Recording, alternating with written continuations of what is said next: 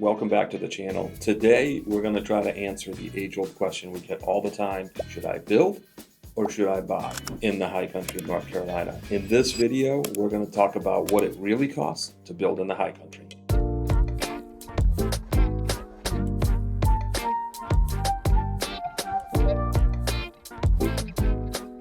So you've been looking at mountain homes, but you just haven't found the right one. And now you're asking the question, should I just build? Should I? Today, we're talking about whether building in the North Carolina high country is the right decision for you. So in the video, we're going to try to just answer the question, is it worth it? Is it worth it? Yeah.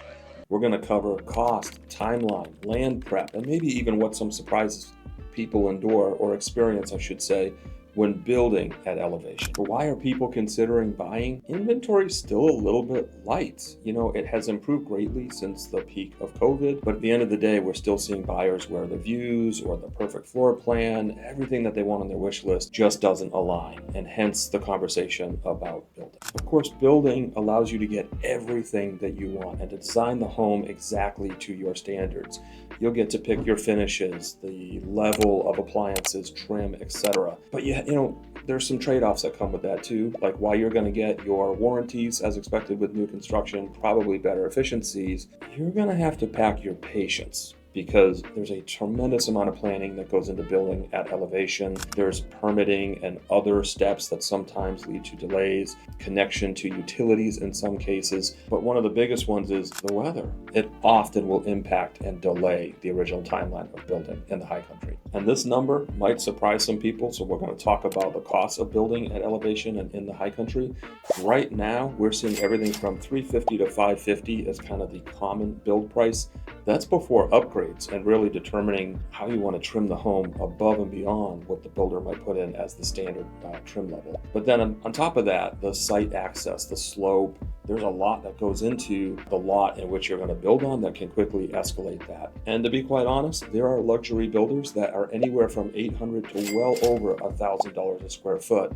And again, it depends on the finishing that you want in that home. One of the costs you're going to want to consider when you're thinking about building is the site prep. How much is it going to be to clear? Do you have to grade? Where are you going to put the driveway? Connecting for utilities or drilling for well, adding septic. All of this gets added together, and it can be anywhere from $50,000 to, in many cases, well over $100,000 just for the site. And that's before you even begin to pour the foundation. Another cost you're going to have to consider is the land itself. You can get lots as low as $30,000, sometimes even less than that in the high country. But they're going to go anywhere upwards of even $500,000 in many cases when you get into the higher end luxury gated communities. And you have to remember, even though you don't have a house until it's done, you still have land. You still own property. There's going to be carrying costs. Could be loan interest and payments if you bought it with a finance option.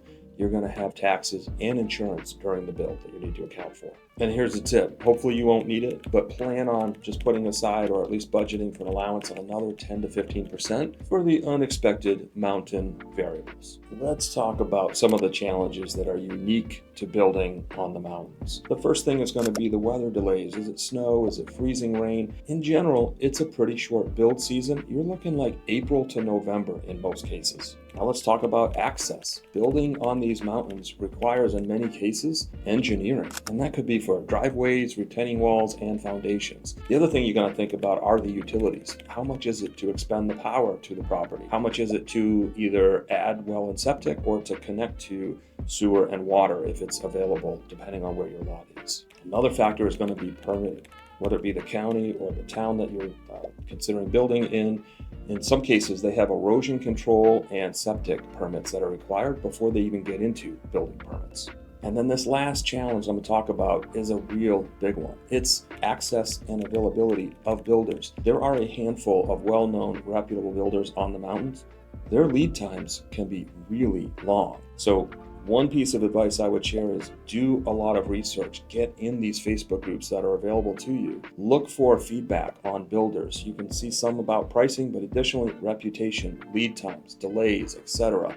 it's an opportunity for you to really be able to dig in and identify who are the short list of people or builders that you want to then start the conversations with and start the quote process with. And I'm just going to add one brief story because this came up last summer when I was talking with a prospective buyer. They had already bought land in one of these communities that gets promoted on Facebook and other social media sites where it's like this limited release, come get your lot before the prices climb. They did. And this is a pretty known tactic, or pretty well-known tactic in the high country and other parts, quite frankly, across the country. They bought into a community that was going to have all these types of amenities and then easy to build. And guess what? That wasn't their experience. They couldn't find a builder that was willing, or at least within their time frame, that made sense and was willing to work on the project. They then reached out because now they wanted to sell the land, which they paid a premium for, and buy resale so that they could be able to enjoy their dream of living in the high country. Let's talk pros and cons of building in the high country. Starting with the pros. The first pro is you get to build it exactly like you want. So it's going to be hopefully the design, the floor plan, the finishings, the trim, everything that you want to your standards and to your design. The second thing is everything's going to be new. So in addition to having things under warranty, ideally it's going to be lower maintenance. You're also going to have the improvement in energy efficiency. You're going to have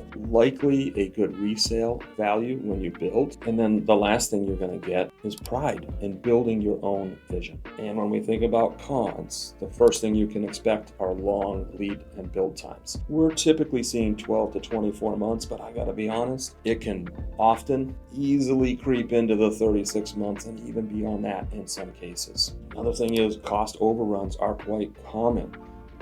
While I said it as it relates to build times and lead times, the weather delays can be common as well. And the last two I would say are you have to pack your patience. It's going to take time, especially if you live out of state. And the last one is like you don't really see the home until it's built. And what if it doesn't come out as you envisioned? When you buy resale, you do see what you're buying. You see the view, you see the finishings, you know what you have as the end product. When you're building new, it's still a little bit of a variable, even though you've seen the drawings, the engineerings, the renderings, etc. Let's talk about when building does make sense. And the first scenario is you already own the land. It's level, it's cleared, maybe utilities are already in place. That's a great opportunity to build. The second reason might be you plan to be there long term. I'm talking 5 to 10 years and longer. The third reason is you get to highly personalize and customize the home to exactly what you want. Maybe you have really high standards or desire really high-end finishings or custom features that you don't find in the homes that are on the market. That's when building could be the right option for you. The fourth reason is you're flexible on your timing. It doesn't have to be next winter or next summer. You can actually kind of roll with it a little bit through the delays. And the last reason might be you already know a great builder. Maybe you already have a relationship. You worked with them before.